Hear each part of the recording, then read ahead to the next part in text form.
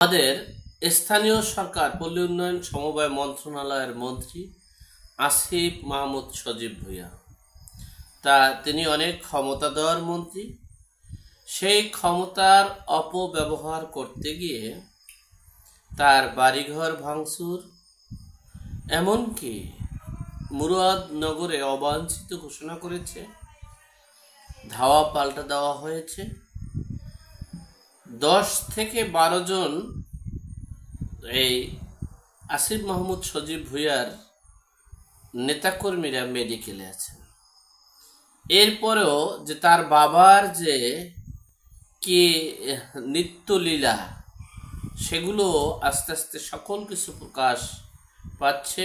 এ কেমন বিষয়, এত তাড়াতাড়ি আমরা আমাদের বীর প্রতীককে, বীর সৈনিকদেরকে এভাবে হারাবো আস্তে আস্তে? সে বিষয়ে সংক্ষেপে আপনাদের সাথে শেয়ার করছি। দেখেন, 5ই আগস্টের পর এই ছাত্র জনতার হাতে আপনারা সবসময় দেখেছেন এনসিপি রাষ্ট্রযন্ত্রকে ব্যবহার করে তারা পদযাত্রা, তারা নিয়োগ বাণিজ্য, তারা মব জাস্টিস, মব কিলিং, তারা এমন কোনো কাজ নেই যেটা তারা করেনি।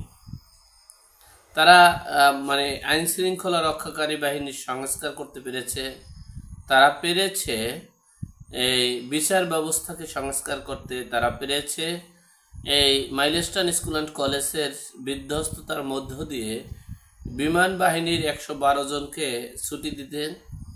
তারা এখন সামনের যে ধাপগুলো আছে সেগুলো কতটুকু বাস্তবায়ন করতে পারবে জানি না, কিন্তু তাদের অনেক পথ বাকি আছে, তাদের অনেক স্বপ্ন।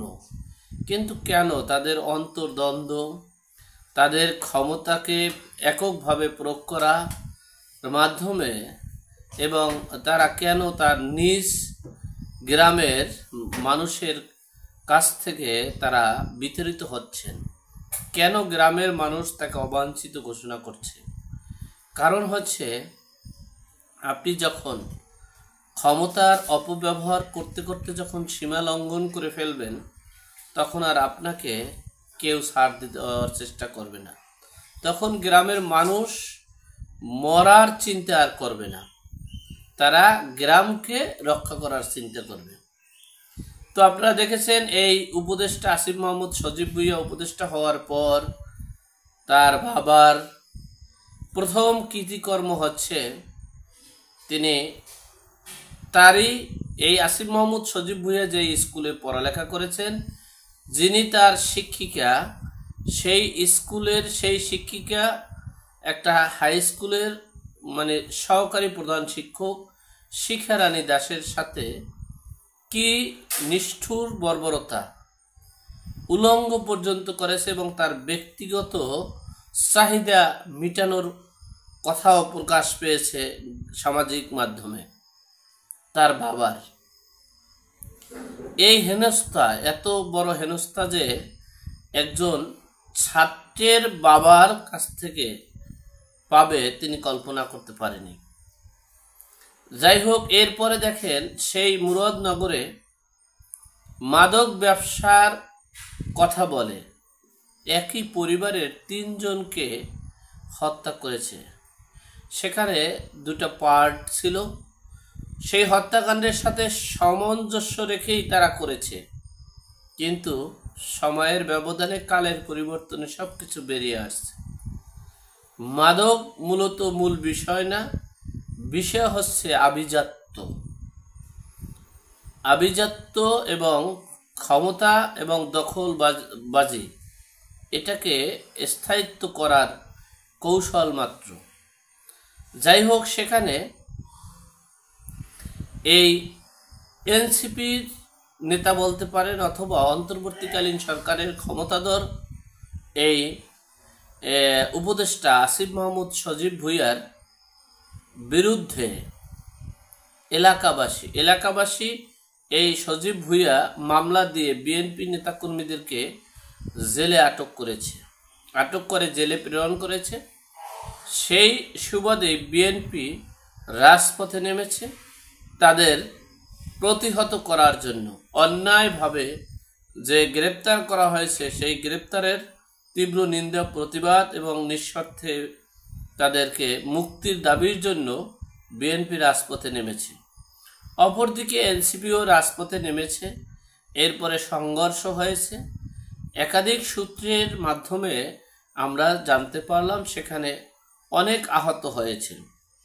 পরিশেষে শেষ সময় এই আসিফ মাহমুদ সজীব ভুঁইয়ার বাড়ি ঘেরাও করেছে, ভাঙচুর করেছে পুলিশ এবং তাদের মানে রাষ্ট্রযন্ত্রের শক্তির মাধ্যম প্রয়োগ করে সেই নিজের বাড়িকে রক্ষা করতে পেরেছে। যাই হোক, এরপরে একটা বিষয় আপনারা দেখেন, এত তাড়াতাড়ি কেন রাষ্ট্রযন্ত্র এই এনসিপির কাছ থেকে আস্তে আস্তে সরে যাচ্ছে? আমি একটা বিশ্বস্ত সূত্রে জানতে পারলাম যে সেনাবাহিনী নাকি আর এনসিপিকে প্রোটোকল দেবে না, আর এনসিপির কে কোনো মিছিল মিটিংয়ে সেনাবাহিনী এককভাবে কোনো প্রোটোকল দিবে না এবং দেশি বিদেশি চাপের মুখে পড়ে সেনাপ্রধান এই চূড়ান্ত ডিসিশন নিয়েছেন। তাহলে রাষ্ট্রযন্ত্রেরও শক্তি কমে গেল।